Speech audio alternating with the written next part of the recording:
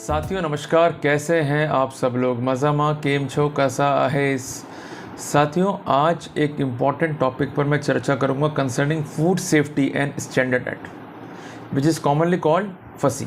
Clear है साथियों? कई बार ऐसा होता है कि सैंपल ड्रॉ करने के बाद उसकी गलत जांच होती है या लेबोरेटरी ऑथराइज नहीं होती है, तो वहाँ पर कानूनी बचाव क्या है, किस तरह से हम अपने बचाव के बिंदु को वहाँ पर ईजिली देखकर उसको हिट आउट कर सकते हैं। साथियों मैं एक डिफेंस काउंसिल हूँ, मेरा मकसद क्या है कि आपको इनलाइटन करना। आज हम सब व्यापार करते हैं, कितनी मुसीबतें हमारे सामने हैं, हमको इनकम टैक्स भी देना है, हमको जीएसटी भी देना है, और फिर ये जो समस्या है फूड सेफ्टी की उसको भी जो है फेस करना है।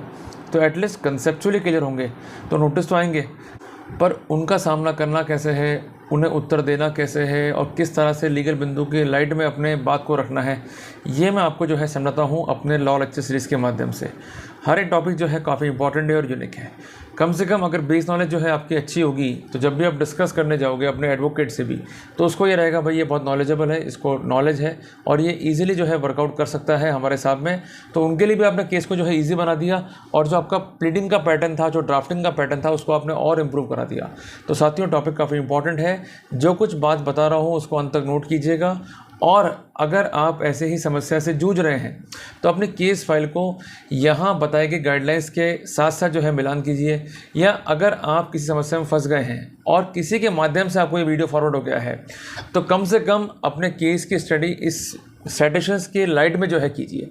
अगर आपको दिखता है कि ये साइटेशंस आपके फैक्ट्स पे जो है एप्लीकेबल है, बिल्कुल सिमिलर फैक्ट्स लगभग दिखाई देते हैं, या सर्कमस्टेंसेस वैसे की वैसी जो है आपको दिखाई देती हैं, तो काफ़ी हद तक जो है आपको हेल्प मिल जाएगी इस वीडियो के माध्यम से। तो साथियों शुरू करता हूँ आज का प्रेजेंटेशन। साथियों जैसा कि स्क्रीन पर आप देखते हैं कि जजमेंट जो है ये पारित किया है ऑनरेबल बॉम्बे हाई कोर्ट ने इन रिट पिटिशन नंबर 3413/2012, और हाई कोर्ट ने सिविल अपीलेंट जुरिडिक्शन को जो है यहाँ पर एक्सरसाइज किया है while deciding the present petition. इसमें कई पिटिशन जो है before honourable high court file हुई, तो कोर्ट ने कहा कि अगर एक एक को हम तय करने बैठेंगे तो हमें दिक्कत होगी, क्योंकि लगभग सबके फैक्ट्स जो है सिमिलर हैं और सब में कॉमन क्वेश्चन ऑफ लॉ जो है इन्वॉल्व है। तो हम कुल मिला के इन्हें एक कॉमन जजमेंट के जरिए जो है तय करते हैं, और जो रिट पिटिशन नंबर 3413/2012 है, इसके फैक्ट्स को हम विचार में या इन कॉन्सिडरेशन जो है लेते हैं। क्लियर हो गया? तो यहाँ तक हमने बेसिक फैक्ट्स को जो है समझ लिया कि साइटेशन क्या है, और इसके अलावा जो बेसिक फैक्ट्स है वो क्या है। अब आते हैं केस के उन फैक्ट्स पे जिसके आधार पर अब इस केस में क्या क्या इवेंट्स हुए, कैसे कैसे कोर्ट को मैट अप्लाई करना पड़ा, और क्या क्या बिंदु जो है यहाँ पर रेज हुए, उसकी हमें संपूर्ण जानकारियाँ जो है मिलेंगी। साथियों अब आते हैं हम पार्ट नंबर बी के ऊपर, जिसके लिए आप लिख लीजिए द बेसिक कंट्रोवर्सी। उससे आपको काफ़ी जो है समझने में इजी रहेगा। साथियों पिटिशनर जो है ये एंगेज्ड है in manufacturing plus distribution plus sale of alcoholic products के अंदर। ये काम जो है वो थ्रू आउट इंडिया करता है, और इसको एक नोटिस जो है इशू किया गया बाय द एडजुडिकेटिंग अथॉरिटी। उनका कहना है कि आपने सेक्शन 26 और section 3 food safety and standard act का जो है वॉयलेशन किया है। इसके अलावा अपने जो रेगुलेशंस हैं उसमें regulation number 2.8, regulation number 1.3.2 of food safety and standard alcoholic beverage regulation 18, उसका भी जो है उल्लंघन किया है।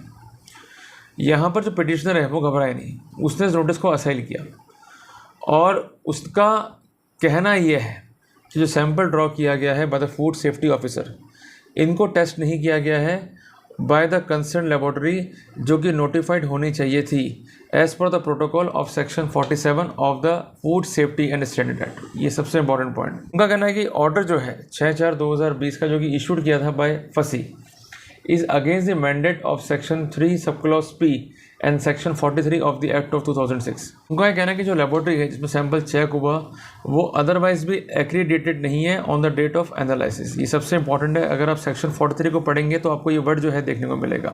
इनका कहना है कि it's accreditation certificate expired on 22 अक्टूबर 2020, और जो एनालिसिस रिपोर्ट है वो है 6/4/2021 की, जिस कारण सैंपल जो है ये नोटिफाइड लेबोरेटरी के द्वारा टेस्ट नहीं हुआ है, जिस कारण ये टेस्ट रिपोर्ट ही बैड इन लॉ है and can not be a basis for prosecution against the petitioner. सबसे इंपॉर्टेंट पॉइंट इन्होंने यही रेज करा।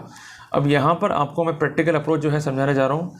आप section 43 food safety and standard को जो है ज़रूर पढ़िएगा, जिसमें स्पेसिफिक है कि सेंट्रल गवर्नमेंट या अप्रोप्रिएट गवर्नमेंट जो लेबोरेटरीज हैं उनको नोटिफाई करेगी and it should be accredited by the concern institutions. उनका ये भी कहना है कि in absence of valid food analysis report जो रेस्पोंड नंबर 2 और 3 हैं could not have sanctioned and filed adjudication application considering the mandate of rule number 2.4.2 and rule number 3.1.1.1 of food safety and standard rules 2011।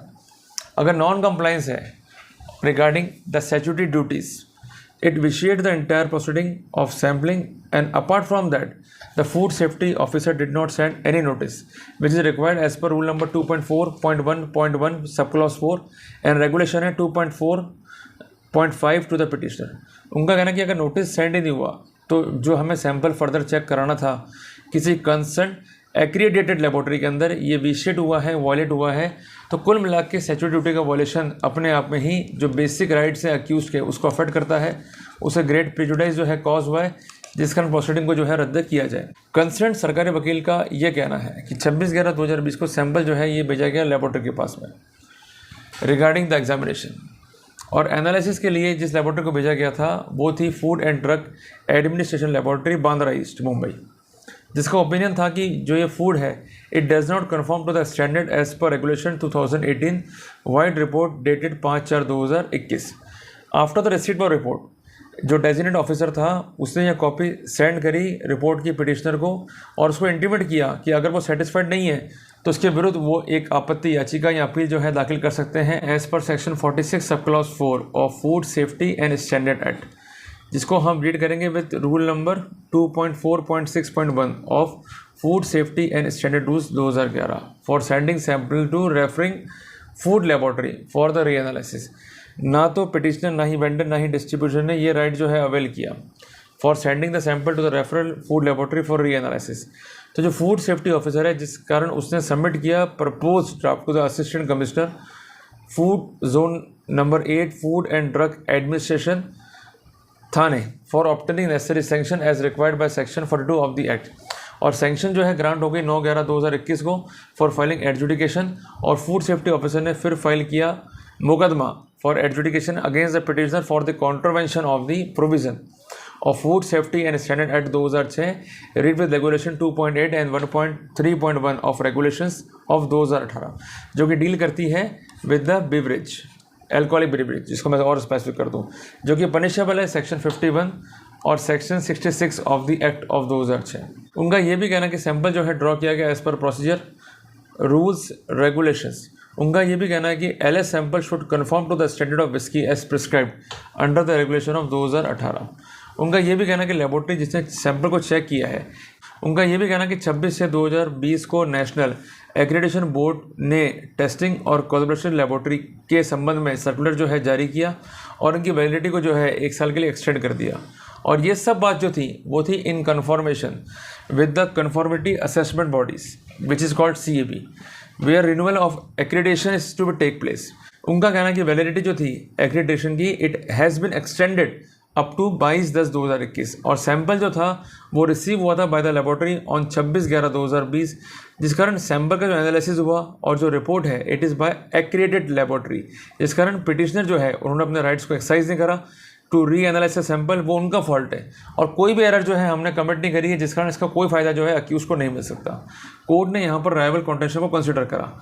ये important fact है कि जो food safety officer है उसने visit किया premises of hotel साधना, जहाँ पर यशवंत सिंह जो कि वेंडर थे या वहाँ पर मौजूद थे उस होटल पे, वो उसको प्रेजेंट मिले और उनकी उपस्थिति में जो है सारी कार्रवाइयाँ हुई। This fact is not disputed. सबसे इंपॉर्टेंट बात है फूड सेफ्टी ऑफिसर ने जो है सैंपल को ड्रॉ किया जो कि कंसर्न था with imperial blue whisky and DSP black whisky, और फूड सेफ्टी ऑफिसर ने सैंपल करा 4 bottles of imperial blue whisky for analysis. जो FSI है इसने सैंपल को जो है डिस्पैच किया to food drug administration laboratory Bandra Mumbai for analysis of food sample. उनका आर्गूमेंट ये था कि जो भी लेबोरेटरीज़ हैं उनका जो रिकॉग्नाइजेशन है जो कि NABL करता है, जिसके लिए वो इनका एक कॉन्ट्रैक्ट लिस्ट को जो है मेंटेन करता है, इनका स्कोप ऑफ वर्किंग जो है मेंशन करता है, इसके अलावा जो इनका एक्रीडिटेशन पीरियड है वो कब तक वैलिड है उसको मेंशन करते हुए लिस्ट जो है जारी करता है। और जो लेबोरेटरी एक्रेडिटेड नहीं है उनको मार्क किया रहता है रेड के अंदर। उनका ये कहना है कि जो लेबोरेटरी है जहाँ पर सैंपल भेजा गया इसको मार्क किया गया था रेड के अंदर। तो ये सफिशिएंट है टू डेमोन्स्ट्रेट कि ये लेबोरेटरी जो है एक्रेडिटेड नहीं है। ये कथन जो पेश किए गए हैं वो कथन पूर्णतः झूठे हैं। कोर्ट ने यह भी ऑब्जर्व किया कि रेस्पोंडेंट अथॉरिटी जो है produce on record the letter dated 26/6/2020 जो कि इशू किया गया है NAB के द्वारा for testing and calibration laboratories wherein it took a decision to extend the validity for the period of 1 year. In the view of letter it could not be said that कि laboratory जो है एक्रीडेड नहीं है जिस दिन sample इसको भेजा गया for the purpose of testing. अगला क्वेश्चन है स्कोप को लेके जो कोर्ट को तय करना था। कोर्ट ने देखा कि जो रेगुलेशंस हैं रिगार्डिंग द अल्कोहलिक ब्रिविलेज जिस संबंध में section 2 sub clause 1 sub clause B जो कि रेगुलेशन का है डिफाइन करता है एक्रेडिटेशन को, means third party attestation of the competence of the food laboratory to carry out its function efficiently. Section 2 sub clause 1 sub clause F ये कहता है कि नोटिफाइड फूड लेबोरेटरी जो है होनी चाहिए which means the food laboratory notified by the food authority as per section 43 sub clause 1 and rule number 9 of regulations deal करता है with the obligation of food laboratories. और इसी का रूल नंबर 9 सब क्लॉज 1 सब क्लॉज A जो है provide करता है the laboratory should perform all the test in approved premises as per the valid scope of recognisation. जिस कारण ब्रॉड स्कोप और ब्रॉड कैटेगरी जो है मेंशन होनी चाहिए इन द वैलिडिटी ऑर्डर। जिस कारण ये स्पष्ट हुआ कि जो स्कोप है वो काफ़ी ब्रॉड है, कैटेगरी जो है काफ़ी ब्रॉड है, तो इन सबको जो है देखते हुए चलना पड़ेगा।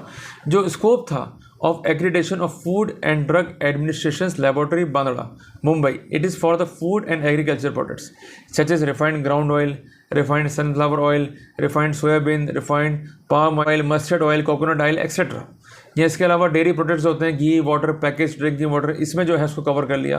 तो कुल मिला के ये स्पष्ट है कि जो एक्रेडिटेशन का स्कोप है उसमें कहीं भी अपीयर नहीं हो रहा कि विस्की के लिए भी जो है ये अधिकृत है या उसके एक्रेडिटेशन के स्कोप में आता है। कुल मिला के फूड लेबोरेटरी के पास एक ऑब्लिगेशन है कि वो उन सैंपल्स को टेस्ट करे जो उसके एक्रेडिटेशन की प्रेमाइसिस में आता है जिसके लिए उसको अप्रूव किया गया है। अगर कोई स्थिति उसके एक्रेडिटेशन की प्रेमाइसिस में नहीं आती है या उसके बियॉन्ड स्कोप है, it could not be said that it is totally authorise for the purpose of analysis. It appears that कि जो एग्जीक्यूटिव डायरेक्टर है food safety and standard authority of India का, इससे लेटर जो है इशूड किया to all the commission of food safety of the state to effect that कि sample जो भेजे जा रहे हैं उन लेबोरेटरीज में जो कैपेबल नहीं है टेस्टिंग के, तो कम से कम इस बात को इंश्योर कर लें कि जो लेबोरेटरी सैंपल को टेस्ट कर रही हैं वो प्रॉपरली जो है ऑथराइज्ड हो, इनका एक प्रॉपर एक्रेडिटेशन हो। और ये सब पुष्टियाँ सैंपल सेंड करने से पहले आपको करनी है ताकि इनकी रिपोर्ट जो है वो वैलिड हो। It should be legal and it should be valid and could be a basis for the prosecution. यहाँ पर रेस्पॉन्स ऑफ क्वेश्चन किया गया कि बताइए कैसे आप जो है अधिकृत हैं अल्कोहलिक बेवरेज के एनालिसिस के लिए, तो ये बता नहीं पाए। कुल मिला के जो एनालिसिस रिपोर्ट है उसमें ये स्पेसिफाइड है कि it is proper for the accreditation, but उसमें कहीं स्पेसिफिक नहीं है कि whether they are able to check the एलिस्ट beverage as per the requirement specified in table number 1 of the regulation of 2018। तो कुल मिला के ये कह देना कि ये लोग जो हैं ऑथोराइज्ड हैं या इस काम के लिए अधिकृत हैं या ऐसा काम करने के लिए सक्षम है, ये नहीं कहा जा सकता। जिस कारण ये सबसे इंपॉर्टेंट बात है कि लेबोरेटरीज किस प्रकार कॉम्पिटेंट है to test and analyse the sample of whisky, ये कहीं भी जो है रेस्पोंडेंट बता नहीं पाए। तो कुल मिला के जो प्रोसीडिंग थी वो बियॉन्ड स्कोप थी, तो अल्टीमेट रेट को अलाउ करते हुए प्रोसीडिंग को जो है क्वेश्चन करने के जो है यहाँ पर ऑर्डर किए गए। तो साथियों समझने की बात है कि जब भी आपको डेजिग्नेट ऑफिसर जो है नोटिस भेजने की आपके खिलाफ रिपोर्ट है, आप जाके as per section 46 sub clause 4 और food safety and standard act को चैलेंज कर सकते हैं। सबसे पहले अश्योर कर लें कि जिस लेबोरेटरी के द्वारा वो सैंपल को एनालिसिस किया गया है वो प्रॉपरली एक्रेडिटेड है या नहीं है। अगर वो नहीं है या सैंपल एनालिसिस के स्कोप से बियॉन्ड है तो डेफिनेटली जो है इसका फ़ायदा मिल जाएगा। तो सीधा जो है रेट में जाएँ और प्रोसीडिंग्स को जो है चैलेंज कर दें। तो कुल मिला के मैंने आपके जो अधिकार थे आपको बता दिए, अब फैसला जो है आपका है कि करना क्या है आपको। तो कुल मिला के ये गाइडलाइंस जो है फॉलो करें, ये रूलिंग काफ़ी आपके काम आने वाली है। और कुल मिला के अगर वो चीज़ें गलत होंगी या स्टैट्यूटरी ड्यूटीज़ का वॉयलेशंस अपोजिट पार्टी करेंगी तो डेफिनेटली फायदा जो है अक्यूज को मिल जाएगा। तो साथियों टॉपिक अगर अच्छा लगा, इसने आपको इनलाइटन किया, गाइड किया, तो उसको लाइक और शेयर जरूर करना। कम से कम वो भाई लोग जो काम कर रहे हैं फूड इंडस्ट्रीज़ के अंदर, अगर वो परेशान हो रहे हैं, इस तरह की समस्याओं से उनको परेशान किया जा रहा है, उनका शोषण किया जा रहा है, तो कम से कम वो अपने अधिकार को बचाते हुए वो कंसर्न आपत्तियाँ ये पेश कर सकते हैं कि अगर लेबोरेटरी ही ऑथराइज नहीं है तो एनालिसिस रिपोर्ट हमारे खिलाफ पढ़ी नहीं जाएगी। It could not be a basis for the prosecution against us. तो कुल मिला के आपके अपने अधिकार हैं, आपके अपने राइट्स जो है कानून में है, उसको इन्फोर्स कीजिए, शोषण से बचिए। साथियों मिलते हैं एक नए टॉपिक के साथ, तब तक के लिए जय हिंद, जय भारत।